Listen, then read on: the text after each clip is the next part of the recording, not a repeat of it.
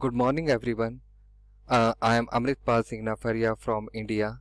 Today I am here to present my research work having title Can Newton's second law of motion be modified? So let's begin with the background. Aristotle was the first person who originated the equation of force. In observing objects around him, Aristotle combined the concept of resistance with the idea that force was related to velocity. After him, John Philoponus suggested that if the resistance were zero, the object would move with a constant velocity directly proportional to the force. After Philoponus, John Buridan observed that force is equal to weight into velocity. Years after, Sir Isaac Newton defined that a force is the product of mass and acceleration. We are using this equation to calculate net force.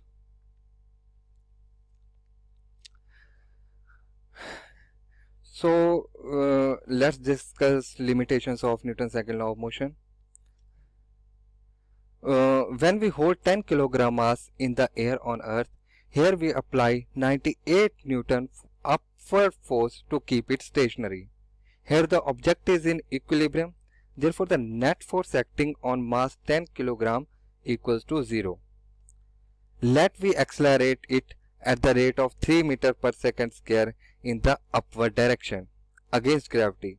Then total applied force is equal to applied force till object is in equilibrium plus net force. So the formula becomes this, and total applied force is 128 Newton. When we calculate horizontal,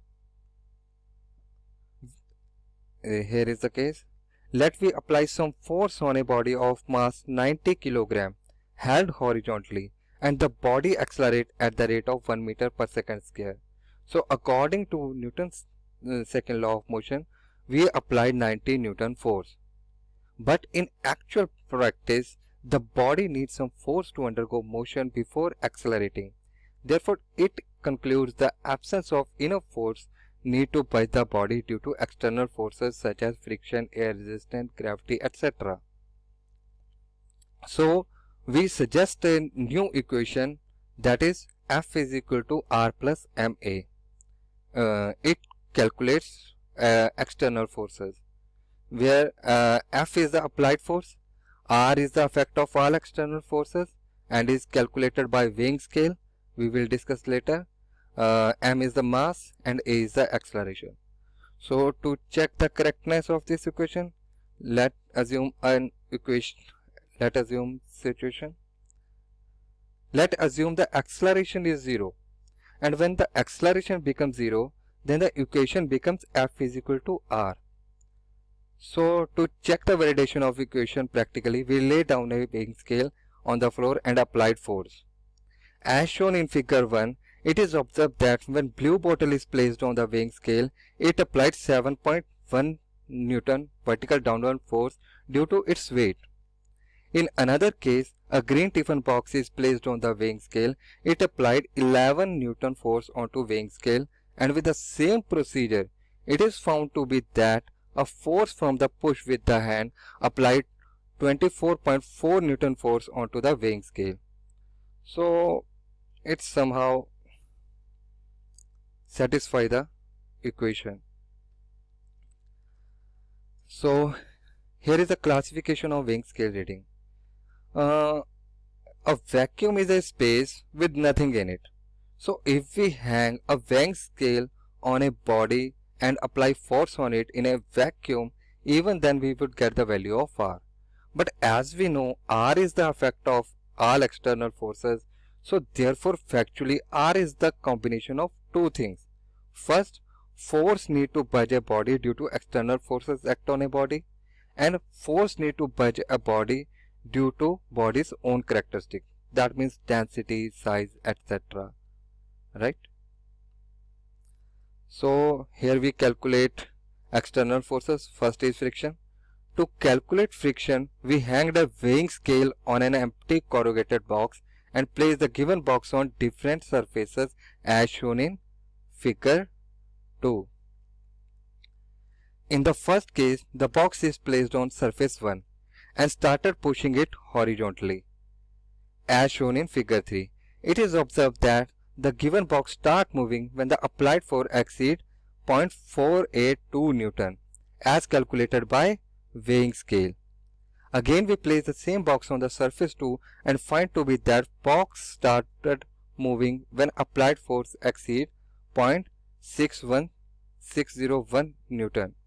And in the last case, same box is placed on the surface 3 and by similar procedure applied force equals to 0.566 Newton as calculated by weighing scale. Here is the second external factor, air resistance. To calculate air resistance, we hang a weighing scale on corrugated box and air resistance is created by blowing air blower to the opposite side of the applied force as shown in the figure 5. It is observed that when some force is applied on the box, it undergoes motion when applied force exceeds 0.503 Newton as calculated by weighing scale. In another case, when air blower blow onto the box at low speed, the box starts moving when applied force exceeds 0.583 Newton in the absence of, right? This applied force includes both friction and air resistance. As we know, the value of R is 0.503 Newton in the absence of air resistance. So by subtracting friction to the applied force, we get the value of air resistance. So when we subtract 0.583 Newton from 0.503 Newton, we get the value of air resistance.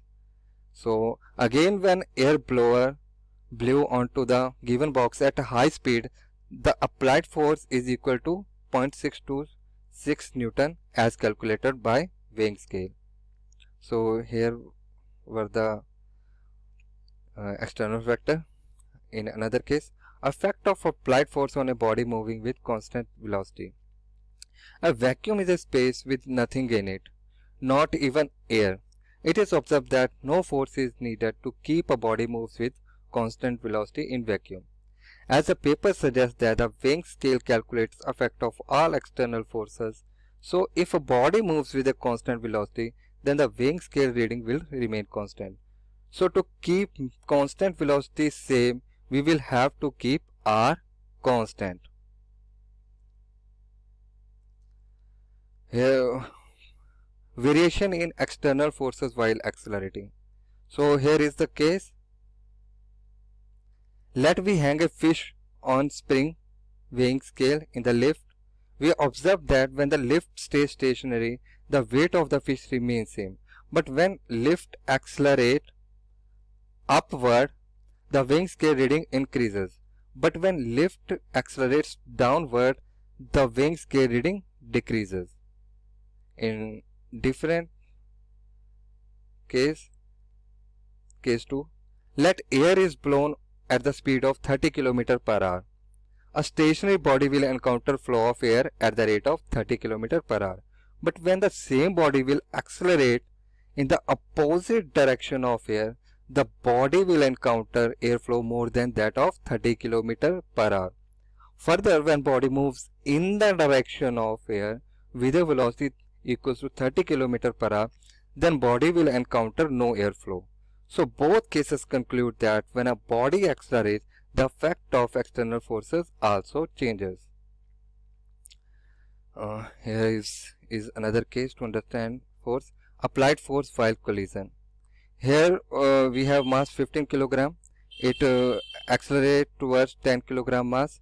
When it hits, it drags the mass 10 kg at the rate of 5 meter per second square and finally comes to rest. So here body A applied 75 Newton as we can see, and we see body B experienced 50 Newton. Actually body A applied 75 Newton force, out of which 25 Newton force exhausted to budge body B and 50 Newton force exhausted to retard body B. So body A applied 75 Newton force on body B and body B experienced 75 Newton force. So here is the pressure. So here are the references of the background. Thank you so much.